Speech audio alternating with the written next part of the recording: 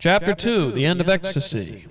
Informed adults, if asked what wars have taken place in years since the end of World War II, would have little trouble ticking off the Korean War 1950-53, the Vietnam War 1957-75, and the Arab-Israeli Wars 1967, 1973, 1982, the Persian Gulf War 1990-91, and perhaps several others. Few, however, would now know that depending on how we count, between 150 and 160 wars and civil conflicts have raged around the world since peace broke out in 1945, or that an estimated 7,200,000 soldiers were slaughtered in the process. That is the figure for deaths alone, not for the wounded, tortured, or mutilated. Neither does it include the far larger number of civilians sacrificed or those who perished in the aftermath of combat. Ironically, in all of the World War I, the number of soldiers killed was only moderately larger, approximately 8,400,000. This means, amazingly enough, that in terms of combat deaths, even allowing for a wide margin of error, the world has fought almost the equivalent of World War I all over again since 1945. When civilian deaths are added, the total reaches an astronomical 33 to 40 million again, not counting the wounded, raped, dislocated, diseased, or impoverished. People have shot, stabbed, bombed, gassed, and otherwise murdered one another in Burundi and Bolivia, Cyprus and Sri Lanka, Madagascar and Morocco. There are today nearly 200 members of the United Nations. War has been waged in well over 60 of the member countries. SIPRI, the Stockholm International Peace Research Institute, counted 31 armed conflicts in progress in 1990 alone. In fact, in the 2,340 weeks that passed between 1945 and 1990, the Earth enjoyed a grand total of only 3 that were truly war-free. To call the years from 1945 to the present the post-war era, therefore, is to compound tragedy with irony. If we look back at all the horrendous brutality, we discover a distinct pattern. $1 trillion premium. It is now clear that the U.S.-Soviet stalemate of the past few decades actually served to stabilize the world after the 1950s. With countries divided into 2 sharply defined camps, each knew more or less where it fit into the global system. From the 60s on, the consequence of direct war between the nuclear superpowers was mutually assured destruction. The result was that while hot wars might rage in Vietnam, Iran, Iraq, Cambodia, Angola, Ethiopia, or even in more remote third world locations, they were not fought on the territory of the main powers, and they were never central to the economic existence of those powers. In recent years, nearly $1 trillion has been spent annually for military purposes, mainly by the superpowers and their allies. These vast sums can be thought of as insurance premiums paid by the major powers to keep hot wars from raging with their own borders. The 2 superpowers, the United States and the former Soviet Union, clearly fueled certain wars by their clients, proxies, satellites, or allies, feeding them arms, assistance, and ideological ammunition.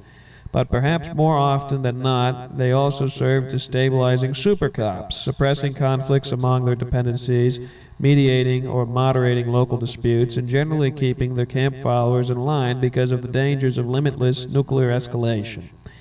In 1983, in a book called Previews and Premises, we pointed out that someday our children would look back on the great world struggle between capitalism and socialism with an amused, patronizing air, the way we now look back at the battle between the Guelphs and the Ghibellines in the 13th and 14th century. Today, the term Cold War already has a quaintly archaic ring. Since 1991, the Soviet Union has a shattered memory, and the 2-sided military structure imposed on the world by the 2 nuclear superpowers has crumbled with it. What followed was extraordinary. Slavery and dueling. The first response to this breakup of the Cold War framework was a bad case of collective ecstasy. For almost half a century, the doomsday clock ticked, and the world held its breath. It is, therefore, easy to understand the mindless joy that greeted the end of the Cold War, as symbolized by the crash of the Berlin Wall. Normally, sober politicians sang odes to the new era of peace supposedly upon us. Pundits wrote about peace breaking out. a huge peace dividend awaited. Democracies in particular would never fight one another. Some thinkers even ventured the notion that war might soon join slavery and dueling in the museum of discarded irrationalities. This was not the first such outbreak of runaway optimism. Nothing, wrote H.G. Wells in 1914, could have been more obvious to people of the early 20th century than the rapidity with which war was becoming impossible. Alas, it was not so obvious to the millions who shortly perished in the trenches of the First World War, the war to end all wars. Once that was over, Pollinache prognostications once again filled the diplomatic air. And in 1922, the then great powers solemnly agreed to sink many of the warships to slow down the arms race. In 1928, Henry Ford announced that people are becoming too intelligent ever to have another big war.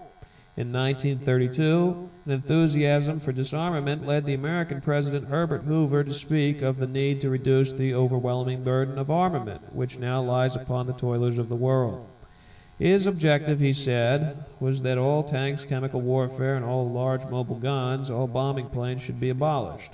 7 years later, World War II, the most destructive war in history, erupted. When that war ended in 1945 with the atomic horrors of Hiroshima and Nagasaki, the United Nations was formed. Once again, the world basked briefly in the illusion that lasting peace was at hand, until the Cold War and the nuclear standoff began. Competition pulls the trigger. In the wake of the Soviet implosion, predictions of lasting peace once again rang out, and a new theory, actually an old one in a new wrapping, suddenly became fashionable. A growing chorus of Western and especially American intellectuals began to argue that the shape of tomorrow would essentially be determined by economic, not military, warfare. As early as 1986, in The Rise of the Trading State, Richard Rosenkranz of the Center for International Relations at the University of California, Los Angeles, contended that nations were becoming so economically interdependent as to lessen their tendency to fight one another. Trade, not military might, was now the path to world power. In 1987, Paul Kennedy similarly counterposed economic and military strength in the rise and fall of the great powers. Kennedy stressed the dangers of military overstretch. Now strategist Edward Luttwak began arguing that the military might would soon decrease in significance in new era of geoeconomics. C. Fred Bergstein, director of the Washington-based Institute for International Economics, echoed the same theme, asserting the primacy of the economic over security issues in the new global system. Economist Lester Thurall added his voice to the choir. Replacing a military confrontation with an economic contest is a step forward, he writes. From now on, the real competition among countries will revolve around which one can make the best products, raise standards of living, and develop the best educated and best skilled workforce. Upbeat geoeconomic theory was used as ammunition to help President-elect Clinton to the U.S. presidency. If the theory was right, its advocates argued, the military budget could be slashed and overdue social programs financed without increasing the American government's huge deficit.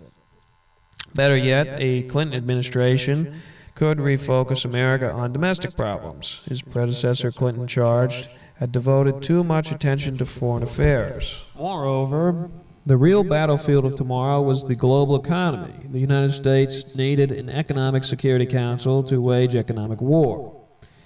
In the face of today's blood-tinged headlines, the lemming chorus had quieted. Geoeconomics began to look less and less persuasive as violence flared all around us.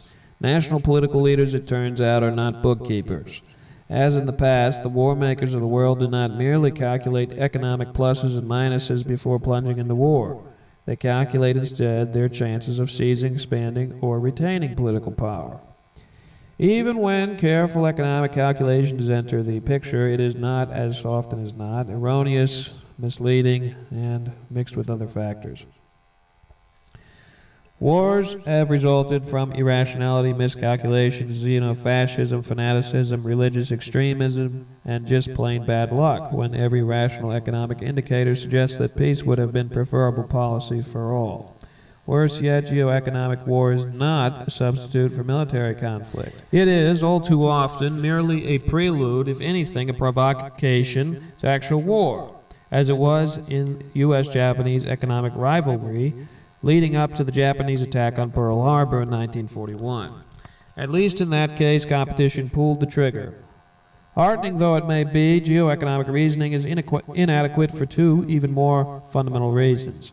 It is too simple and it is obsolete. Simple because it tries to explain world power in terms of only two factors, economic and military. Obsolete because it overlooks the growing role of knowledge, including science, technology, culture, religion, and values, which is now the core resource of all advanced economies and of military effectiveness as well.